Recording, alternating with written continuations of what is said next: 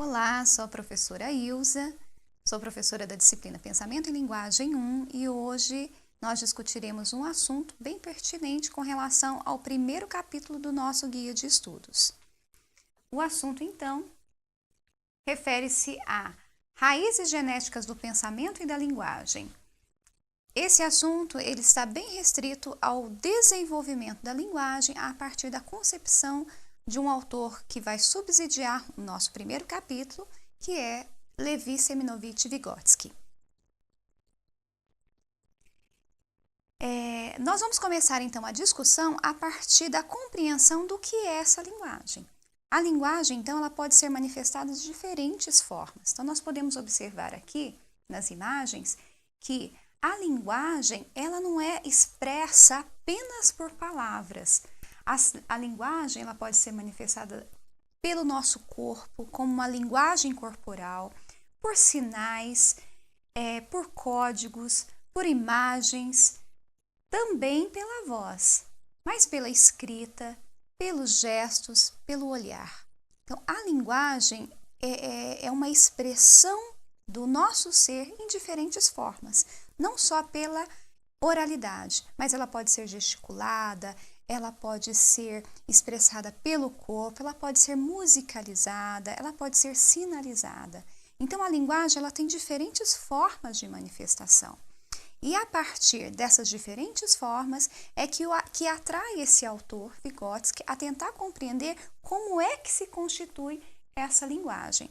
A partir disso, esse autor tenta compreender a raiz genética do pensamento e da linguagem, ou seja, como é que a linguagem interfere diretamente na constituição do nosso pensamento. Eu vou dividir então a nossa aula em 4 tópicos de discussão. O primeiro, então, a gente vai tentar explicar, vamos argumentar essas raízes genéticas, ou seja, essa concepção que esse autor vai defender.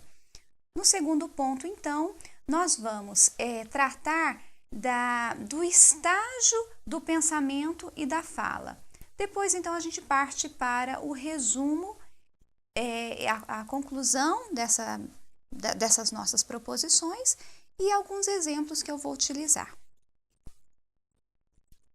Então, começando com as raízes do pensamento e da linguagem num plano filogenético. Vygotsky, então, ele parte para compreender a linguagem de alguns estudos realizados na época, principalmente na Rússia, com relação ao desenvolvimento da linguagem a partir dos animais. Ele não faz experimentos com os animais, ele aproveita estudos realizados com animais para compreender essa relação pensamento e linguagem. Um dos estudos, então, feitos na época são os estudos com os chimpanzés, por Holler, que tenta compreender esse comportamento intelectual. Outros são os estudos com os antropóides, de Yerkes, que eles começam a perceber que a linguagem ela não está vinculada só à emissão sonora de palavras. Então, nos animais, como é que se constitui essa linguagem por meio de sons e gestos? E eles percebem que os animais se comunicam entre si. As imagens aqui, é uma imagem simples aqui de um chimpanzé movimentando aqui um instrumento, que aqui é uma madeira, mas junto com esse movimento, com essa ação, sempre há a emissão de um som. Outra observação feita também dessa linguagem primitiva, a linguagem dos antropóides, foi, junto com essa incidência sonora, quer dizer, um grunhido, um barulho, um grito, vem também um gesto. Com esse gesto, ele movimenta os outros animais que estão perto dele. Aqui o exemplo dado nesse estudo foi a obtenção de um alimento que estava fora do alcance desses animais. Então, na imagem, a gente pode perceber que o que foi colocado para auxiliar a obtenção desse alimento foi apenas uma caixa. Então, a caixa aqui, ela passa a ser um instrumento que o animal utiliza para obter o seu alimento. Então, junto com ela, ele emite sons, ele emite gestos e ele consegue manipular e influenciar outros animais que estão perto dele. É interessante a gente observar que essa movimentação toda é muito semelhante, que é o que o próprio Vygotsky vai perceber nas conclusões dele, que isso é muito próximo com a linguagem infantil e com os primeiros movimentos que a criança procede. A partir dessas observações, Vygotsky então conclui que o pensamento e a fala têm raízes genéticas diferentes. Ou seja, a discussão na época era que pensamento e linguagem era uma coisa só, e outras discussões na época diziam que não, eram dois procedimentos que acontecem internamente, mas que eram totalmente distintos. Quando Vygotsky passa a observar esse procedimento, ele percebe sim, não, tem raízes genéticas. O processamento interno inicial em nós, ele é diferente. As duas funções se desenvolvem ao longo da trajetória de formas diferentes e independentes. E os antropóides possuem semelhanças com o homem no uso de instrumentos, na formação intelectual, na fala, como função de descarga emocional e função social. Então, ele percebeu que há muita semelhança entre o desenvolvimento dos animais, nessa concepção da linguagem, o desenvolvimento da linguagem dos animais com o desenvolvimento da nossa linguagem, principalmente nas primeiras fases da nossa infância. Não que ele não igualou, mas ele buscou semelhanças para tentar compreender o desenvolvimento da nossa linguagem. E ele vai dizer, então, que há uma estreita correspondência entre o pensamento e a fala que caracteriza o homem. Então, pensamento e linguagem, embora tenham raízes genéticas diferentes, há uma correspondência entre esses dois processos internos. E ele tenta comprovar isso ao longo do seu estudo.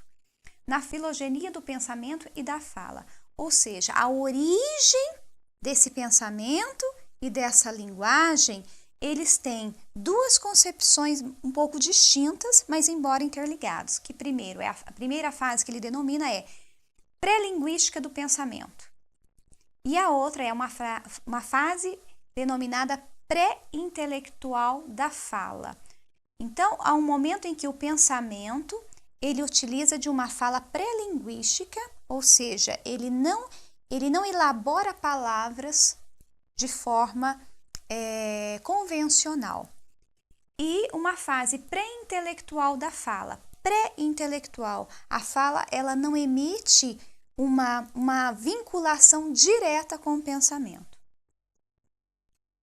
Então, nessas raízes do pensamento e da linguagem, num plano ontogenético. Então, o primeiro tópico nós discutimos, ele vem trazendo que a origem, a filogenética. Num segundo tópico, agora nós vamos perceber que o Vygotsky ele descreve esse desenvolvimento da linguagem a partir de etapas, de fases.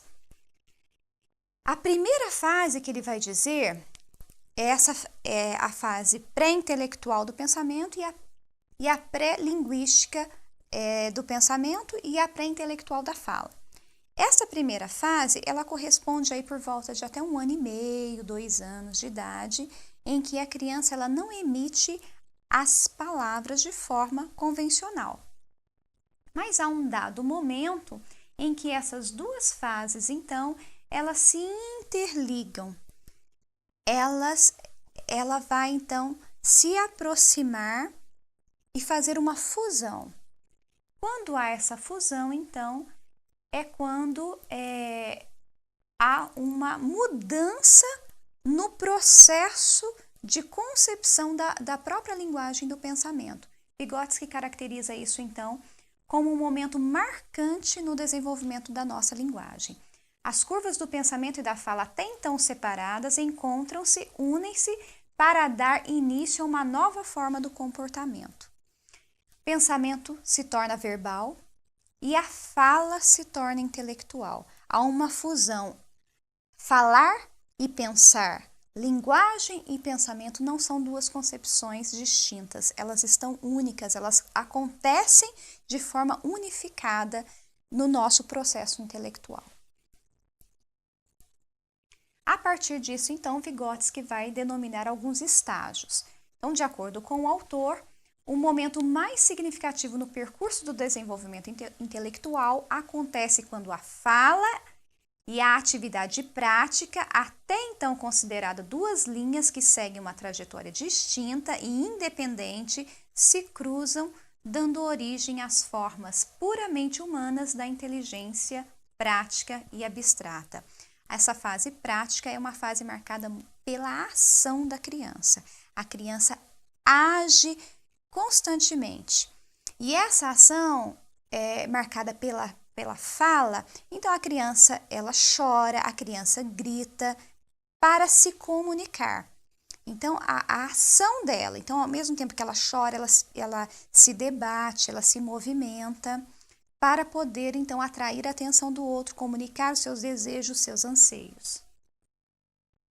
Este momento é considerado determinante quando fala e pensamento então se aglutinam. É considerado determinante no desenvolvimento, pois a fala passa a servir o intelecto e os pensamentos passam a ser verbalizados.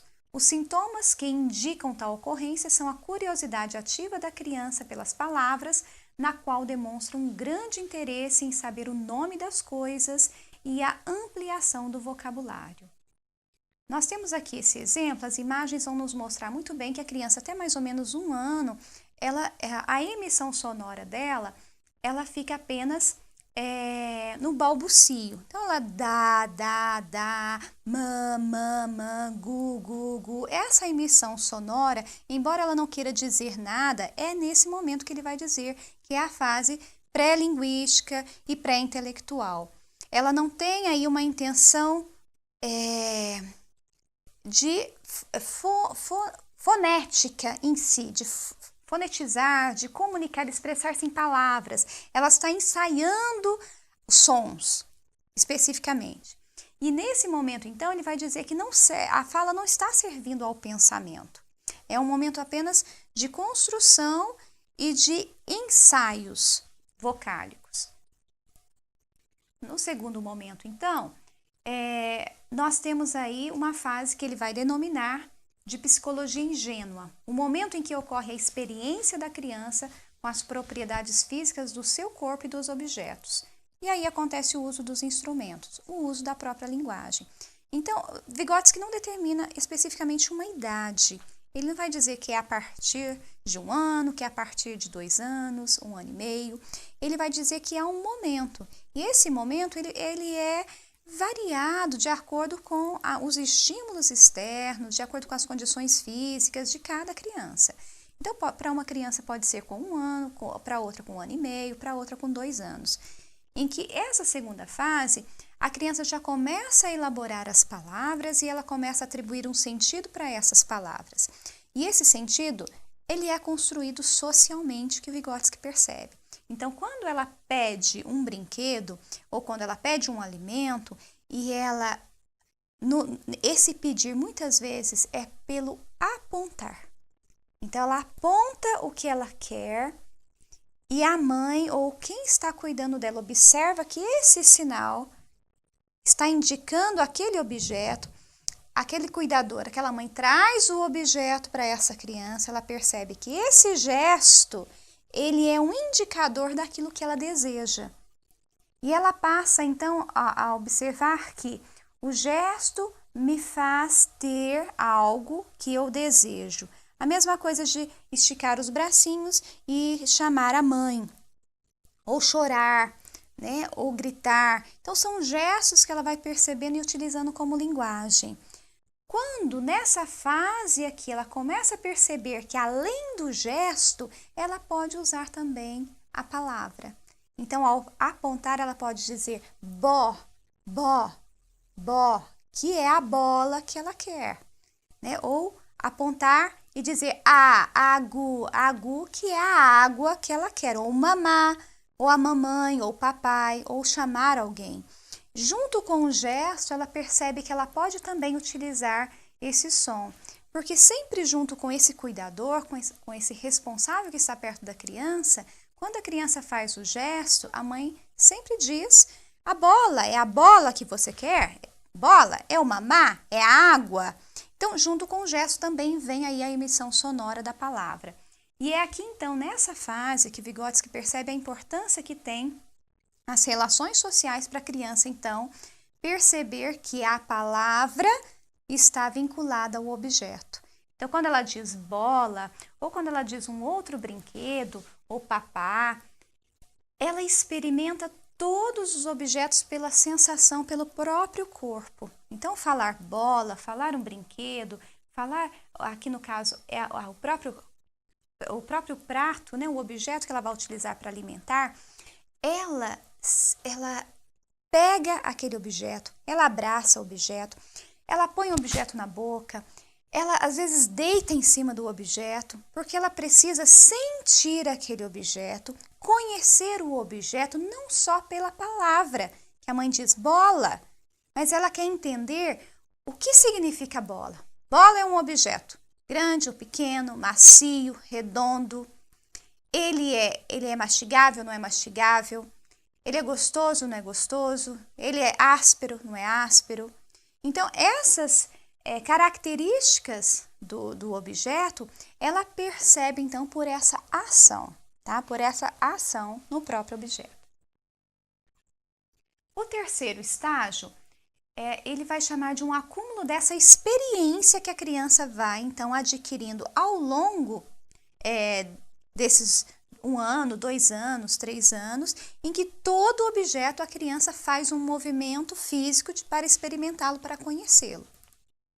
Junto com toda essa experiência, passa então para o terceiro estágio, que caracteriza-se pelo uso de signos exteriores, utiliza-se da fala egocêntrica. Esse então é uma das fases que Vygotsky vai atribuir grande importância, porque é nesse momento em que a criança, ela junto com essa experiência física do objeto, que ela sabe bola, quando se fala bola, ela entende que bola é um objeto que não é comestível, mas que ele é um objeto macio, que ele é um brinquedo, ele é arredondado, ele é colorido.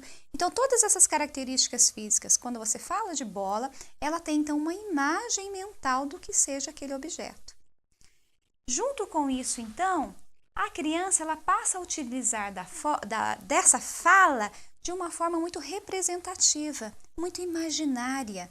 É um momento em que a criança ela explora essa linguagem de uma maneira muito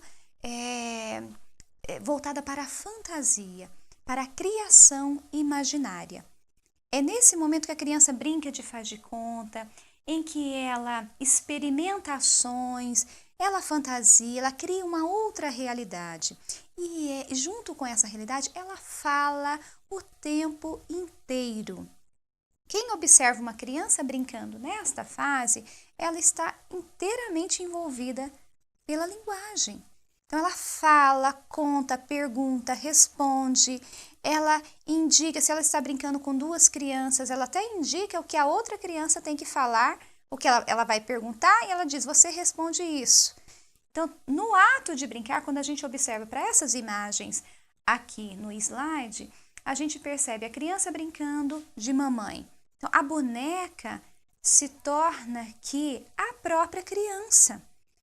Ela conversa, ela imita o som dessa criança, ela traz então toda uma realidade externa de ser mãe a partir da concepção da própria linguagem. A linguagem vai configurar toda uma situação materna, de cuidado com a filha, de orientação, de carinho, de zelo. Tudo que uma mãe faria ou falaria, se comportaria, é expresso pela linguagem dessa criança. Uma criança brincando ali de cavalinho de pau.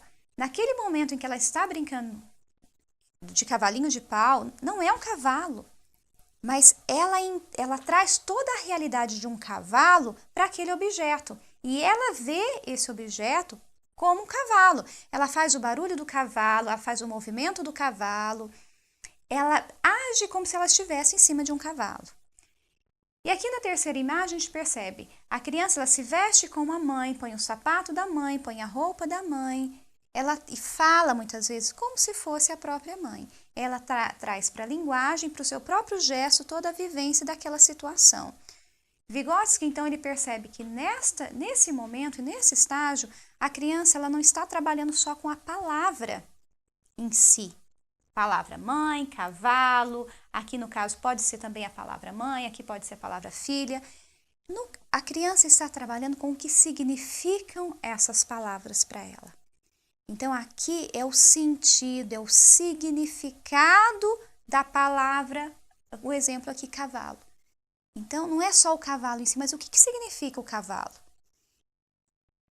Esse momento, então, Vygotsky considera como muito significativo porque a criança explora o significado de tudo que a envolve por meio do ato de brincar, que aqui é a criação imaginária, que é a brincadeira do faz de conta.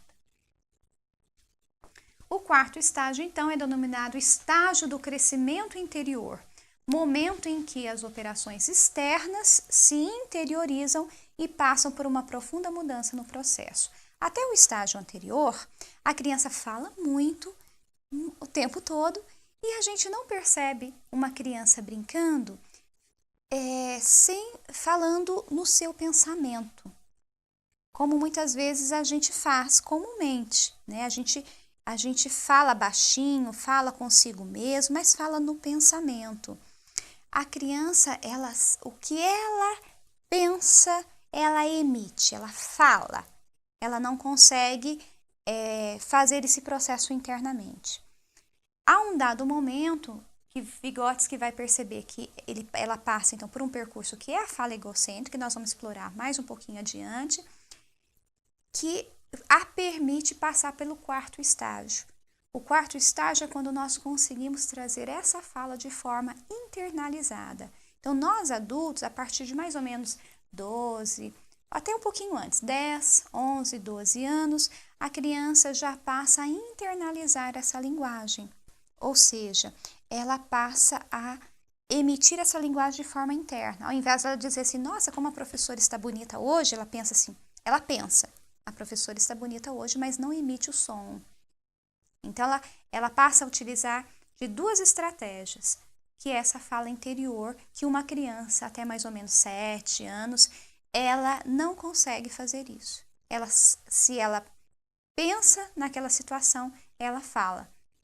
Independente se aquilo seja bom ou não, se aquilo seja desagradável ou não, ela emite aquela expressão.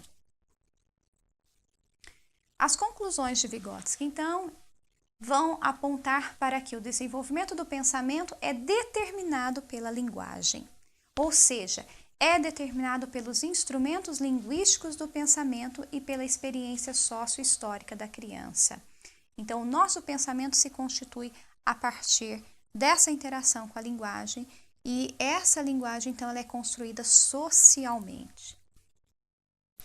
O desenvolvimento da fala interior depende de fatores externos e o crescimento intelectual depende do domínio dos meios sociais do pensamento, que é a linguagem. Para ilustrar essa situação que eu comentei com vocês, que é a linguagem egocêntrica, nós vamos ver um pequeno vídeo agora, que se chama Criança Sem Coração. Esse vídeo, ele caracteriza muito bem esta situação da linguagem egocêntrica de uma criança, que aqui ela está por volta de 3, 4 anos.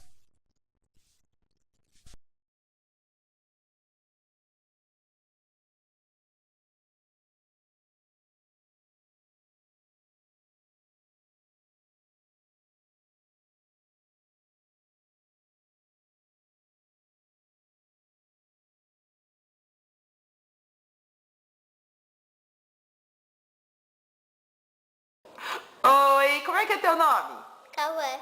Como é que é o nome da mamãe, Cauã? Manuele. Manuele? É? E como é que é a mamãe Manuele? Não sei. Não sabe? Como é que é o cabelo dela? Hã? Como é que é o cabelo dela? Igual o teu. É igual o meu? Tem certeza? Uhum. E como é que é a mamãe? Ela é alta ou ela é baixa?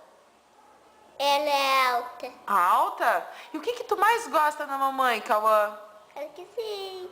Mas o que ela faz que tu mais gosta? Comida. Comida? Que comida?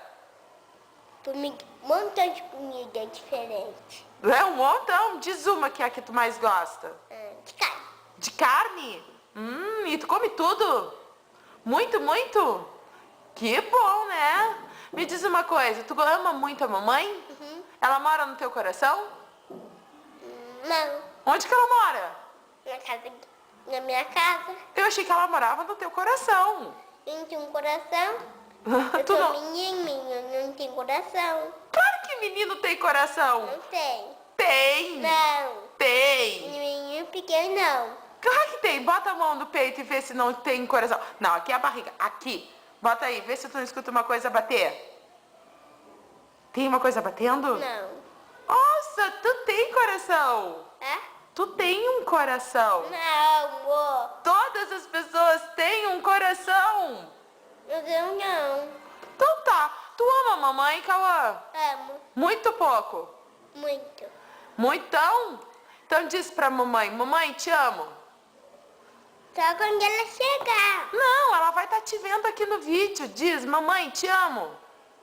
Acho que não posso dizer sem ela.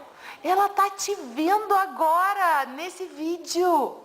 Olha pra cá, pra câmera, joga um beijo e diz, mamãe, eu te amo. Vem que eu venho com ela. Eu sei que tu não tá vendo. Ela vai ver no dia da festa das mamães. Ela vai te ver no dia da festa das mamães. Joga um beijão, assim. Joga um beijo. Joga um beijo, Cauã. Tu não vai jogar beijo? Só porque a mamãe não tá aqui? Ah, então tá. Então tchau. Dá tchau pra mim, então. Dá um tchau. Não. Nesse vídeo, nós podemos ver a situação dessa criança que diz que não tem coração. A partir daquele momento que ela não vê um coração que ele está internamente, isso se torna algo muito abstrato. Para ela não existe, né? E mesmo que outras pessoas digam, o pensamento egocêntrico, então, ele move toda uma concepção da criança. E outra situação que a gente vê no vídeo é a questão de a professora pedir para mandar um beijo para a mãe, ele vai dizer, não vou mandar um beijo para minha mãe, porque ela não está aqui, né? E se ele não vê, o que não está diante dos olhos não existe. E a criança ali, ela passa por uma fase que é o sincretismo. Então, ela acredita naquilo que ela vê, né? Ela não consegue sair de um plano que está fora do seu olhar. E, ao mesmo tempo, essa fase é marcada também por uma confusão que a criança tem entre o que é real e não é real. Por exemplo, ela não manda o beijo para a mãe porque ela não está vendo a mãe, mas ela acredita que tem um bicho-papão, ela acredita no lobo mau e que ela não está vendo. Então, é uma confusão entre fantasia e realidade que ela expressa por meio da própria linguagem. Então, é uma fase para a criança bastante expressiva, ela fala muito o tempo todo, mas ao mesmo tempo, para ela própria, é uma fase bastante confusa, que varia e oscila entre o que é real e o que não é real, né? O coração, por exemplo, ela não tem porque ela não vê, né? Mas ela, ao brincar de faz de conta, ela imagina que ela tem uma asa enorme e pode voar. Então, é contraditório ao mesmo tempo e isso é bastante confuso para a própria criança. Isso é a fase egocêntrica, né? E nesse momento, então, da fase egocêntrica, eu trouxe para vocês alguns exemplos aqui em tirinhas. Tirinhas, elas são expressões da linguagem, aqui no caso, eu selecionei algumas tirinhas que são linguagens da criança, mas são representações, é um adulto que imagina a fala da criança, mas essa imaginação da fala da criança tem sempre uma aproximação com a realidade. Então, vamos partir da ideia de que essa linguagem não é uma linguagem fidedigna à linguagem da criança, é uma representação, mas nós vamos usar aqui nessa aula como uma ilustração daquilo que nós estamos discutindo.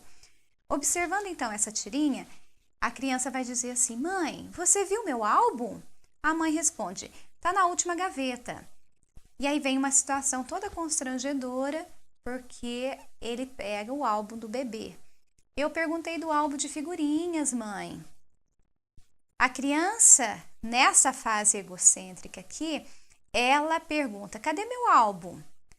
O álbum, na verdade, ela tem a imagem do álbum que ela quer. Ela está falando do álbum de figurinhas, mas ela não expressa isso totalmente pela linguagem.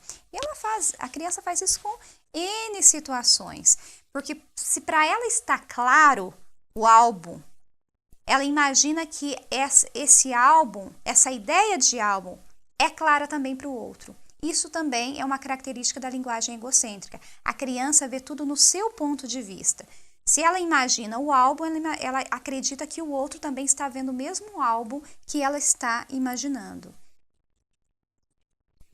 A outra situação da tirinha é: a mãe diz: filho, se vier corrente de ar, use a blusa. E ele utiliza a blusa numa situação que é peculiar para ele. Então, a linguagem egocêntrica, embora aqui seja uma situação fictícia e representativa da realidade, mas a gente entende outras situações em que o adulto expressa um enunciado, uma ordem para a criança, mas a criança faz a percepção daquela ordem, daquela fala, daquele aconselhamento. Ela faz a percepção daquilo que ela quer, da palavra que ela quer, ou do entendimento que ela quer daquilo que o adulto está falando para ela. A terceira tirinha, então, a mãe diz: tire aquela bagunça da sala. E ele tirou a bagunça da sala. A mesma situação anterior. Ele faz a percepção da ordem do adulto a partir do seu ponto de vista, da sua concepção egocêntrica. Então, a linguagem egocêntrica, ela se move a partir daquilo que a criança vê, percebe, acredita. O estudo da linguagem egocêntrica, ele é feito de forma bastante minuciosa por Piaget. Vygotsky se apropria desse estudo e ele vai entender que a linguagem egocêntrica, ela não é percebida desta forma como para esse autor, que é Piaget. Piaget diz que há todas essas características. Vygotsky concorda que a fase egocêntrica é marcada por todas essas características, mas Piaget diz: em um dado momento, essa linguagem egocêntrica some e a criança passa a utilizar de uma linguagem social em que ela compreende o adulto. E Vygotsky não se conforma com esta expressão sumir. Como que a linguagem egocêntrica, como que essa fase, esse modo de percepção do mundo, das pessoas, como que isso some de repente na criança? Então, Vygotsky intensifica os seus estudos sobre a linguagem egocêntrica e ele percebe que a linguagem egocêntrica, ela não desaparece, ela se transforma numa linguagem interiorizada. Então, é quando a criança ela vai se diminuindo ao longo dos seus anos. Então, por volta de 7, 8, 9 anos, isso vai variar de criança para criança. Mas uma criança, por exemplo, com 9, 10 anos, ela começa a diminuir as suas brincadeiras de fantasia, seu brincar de faz de conta. Ela passa a comunicar de forma mais elaborada, ela pensa interiormente, muitas vezes antes de expressar-se. Então, ela faz a utilização desses dois recursos e ela então passa a compreender o ponto de vista do outro. É nesse momento então que Vygotsky vai dizer que partimos do biológico para o sócio-histórico. Então aqui a gente já está no quarto ponto em que a gente vai buscar algumas conclusões para o nosso estudo da aula de hoje. A natureza do próprio desenvolvimento se transforma do biológico para o sócio-histórico. Então, partimos lá de uma concepção biológica, que nós vimos no início, das raízes genéticas do pensamento, que é algo muito principiante, filogênico, que marca a nossa origem como ser humano, para, na interação social com outros seres humanos, com outras pessoas que fazem uso de diferentes instrumentos e da linguagem para construir, então, uma nova aprendizagem. A aprendizagem pressupõe uma natureza social específica e um processo através do qual as crianças penetram na vida intelectual daqueles que a cercam. O homem é um ser social e constrói seu conhecimento entrelaçando suas experiências com outras pessoas, e que a esta interação com o mundo que o cerca proporcionará a este conhecimento um significado social histórico. Vygotsky acredita e defende fortemente que o homem se constitui homem a partir da relação social. É a relação social que faz com que a criança, então, desenvolva-se nessas etapas da linguagem, que elas estimule essa interligação entre pensamento e linguagem e que ela passe, então, de um plano biológico para um plano social, sócio-histórico, que ela sai das funções elementares do pensamento para as funções superiores do pensamento, a capacidade de raciocinar, de pensar, de memorizar, de estabelecer relações. Então, isso só é possível pelas relações sociais, pelo convívio com os outros que a cercam, com os outros cuidadores, pessoas da família, da comunidade, os amigos, enfim, essa relação social é que demarca, então, uma evolução e uma construção intelectual. A criança, quando, no momento em que o pensamento e linguagem encontram-se envoltos pelo egocentrismo, percebe-se que a compreensão da linguagem de um adulto se dá de forma equivocada. Foi o que nós vimos. Essa compreensão equivocada, então, do pensamento, para Vygotsky, ela é imprescindível. Principalmente para nós que somos professores, compreender esse momento, a criança precisa passar por essa fase para que ela construa fases posteriores. Então, o pensamento egocêntrico ele é determinante a ponto de intervir na apreensão do enunciado. A emissão ou entendimento de discurso volta-se para as condições reais e concretas de sua vivência, com um grau mínimo de abstração e para uma centralização de si mesmo. A fase egocêntrica, ela não é uma simples fase no momento em que a criança só fala, só expressa ou confunde palavras ou fica brincando de faz de conta. Mas ela vivencia a realidade, ela constrói uma realidade para si mesma, ela está fazendo ensaios e ensaios da função social que é a linguagem e da função simbólica das palavras. A relação, então, professor-aluno.